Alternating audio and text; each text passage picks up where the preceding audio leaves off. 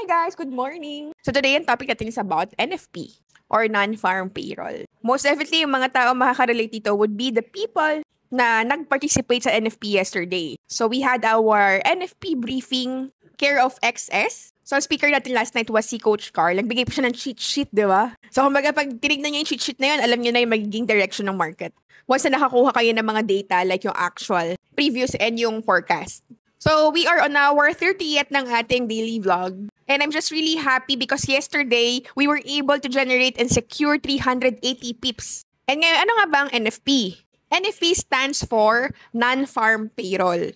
It is an economic indicator released by the US Bureau of Labor Statistics. So dito kumbaga sinusukat yung change ng number na employed sa US. Pero i-exclude dito yung mga farmers, mga government employees, private household employees, di rin nyo kasama. Pati yung mga non-profit workers since hindi naman ganun ka-significant yung number sila. So, ini-exclude na sila dito. Bakit sobrang big deal nito? Most traders kasi they watch this very closely kasi it reflects the health of the US labor market. Malaki kasi ang impluwensya nito sa US dollar, sa gold, at saka sa mga stocks indices. Ang labor market kasi is actually the backbone of the economy. When more people are employed, they earn salaries. Siyempre, if they have salaries, they spend more. And siyempre, yung mga business mag-grow. Kasi dumadami yung mga consumers nila. So, yung buong ekonomiya, mas lumalakas siya. Kaya kapag onti yung mga employed, opposite yung nangyayari. Kasi walang pera yung mga tao, wala silang salary, wala silang panggastos. So, humihina din yung mga negosyo kasi wala silang consumer. Another is yung Fed, yung Federal Reserve. So, since recently, di ba, nakarinig tayo kay Jerome Powell na may potential na mag-cut sila ng rate. So, etong Fed, ang deciding factor nila most of the time is yung NFP, yung data niyan. Kasi the Fed uses the data, the NFP data, to decide whether to rise or to cut interest rate. Siyempre, kapag strong yung NFP, yung economy is very hot, then there's a high chance na yung Fed will raise the interest rate para mas strengthen yung US dollar. Kapag naman weak yung NFP and nag-slow down yung ekonomiya, then yung Fed, magka-cut sila ng rate, eventually, mag-weaken yung US dollar, but masusuportahan yung growth ng ekonomiya.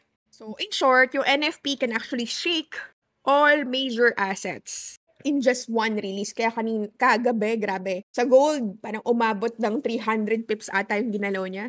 Actually, ito yung floating natin from yesterday. Ayan, meron tayong floating na $1,635. So, hindi ko na-close to kasi ang bias ko naman is gold. So, I'm looking forward for the rate cut this coming September 17.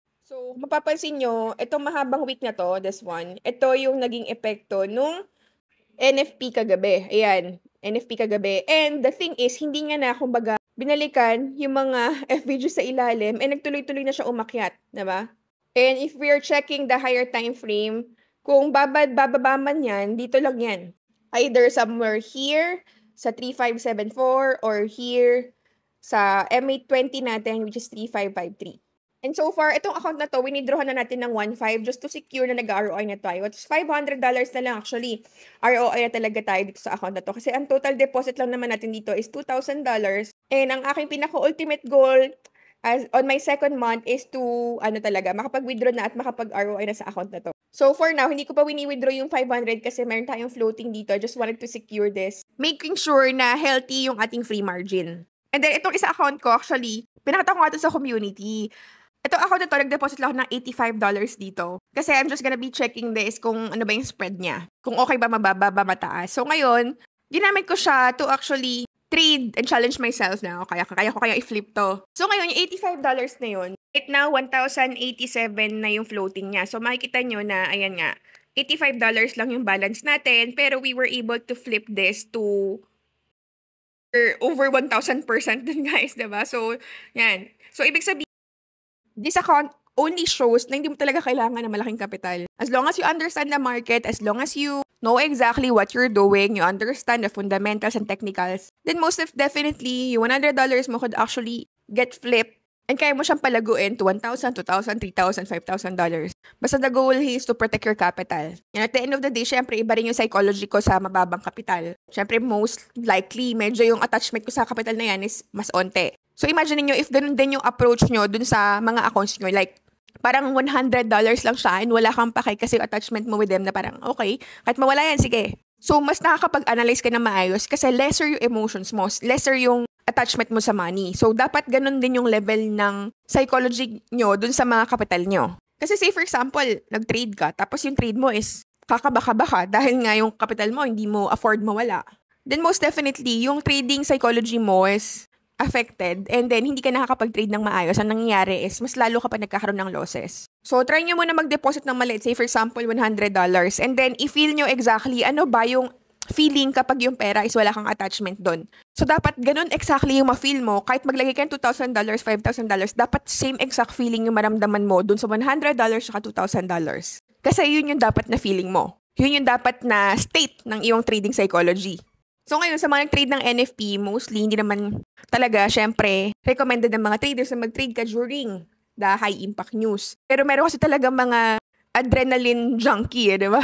Gusto nila yung pakiramdam na, whoo, gano'n, di ba? So, yun. Syempre, kung gusto nyo mag-trade during NFP, why not, di ba? Kasi meron tayong mga tiyatawag ng mga news trader. Yan, di ba? So, pwede nyo rin gawin yan. Mag-aabang lang kayo ng mga news, doon lang kayo mag-trade. Pero syempre, yung stress level naman nun, di ba? So, now silipin natin yung nangyari sa NFP. Ano ba yung mga naging resulta niya? So, most of the time, ito, yung mga releases ito sabay-sabay, okay? Merong releases ng average hourly earnings, non-farm payroll, and yung unemployment rate. So, kailangan nyo rin tignan tong tatlo na to. Hindi lang kung ano yung release dito or release dito sa NFP. Dapat i-consider nyo rin tong tatlo na to. So, as you can see, ang naging resulta ng ating NFP, ayan, sabi dito, supposedly, yung non-farm payroll previously was 79K, pero ang forecast was 75K, which is actually bababa. O onti daw yung magkakaroon ng trabaho. Pero the actually, ayan, 22K. So, mas mababa pa. So, ibig sabihin, mas marami pa ang walang trabaho. Dito naman sa unemployment rate, ayan, neutral, same lang naman ang forecast and actual. Same here sa ating average average hourly earnings, which is yung diadagdag sa sahod nila. So, significantly, ito'y naka-apekto dun sa pag-akyat sa gold. Kasi syempre, kapag umuonte ang nagkakaroon ng bagong trabaho, then definitely it's not good for US dollar. So, since it's not good for US dollar, and inversely correlated ang gold sa US dollar, then definitely, pabagsak US dollar, paakyat yung gold. That is why nagkaroon ng sudden spike during NFP news sa gold, diba? Imagine niyo if you only know this kind of data and how to read this, how to interpret this, then definitely you can make money by just knowing how to properly trade during NFP news. So, ayun lang guys. I hope marami kayo natutunan today. And sana marami rin pumaldo. Siyempre sa community ko marami pumaldo. Almost 400 pips din kami kahapon na aming community. And I'm really grateful na sobrang appreciative naman ng ating team. I think dun sa campus nag-trade din sila dun. So, ayun lang guys. I'm really happy makatulong sa inyo. Don't forget to join our community. Pasok lang kayo sa Telegram natin. And if you wanted to learn more about trading, we have an academy wherein we teach people on how to enter financial market. So we do have face-to-face classes, online classes, weekends, weekdays. And syempre, magagaling ang ating mga coaches, mga seasoned traders talaga. So yun lang guys, good luck and happy weekend.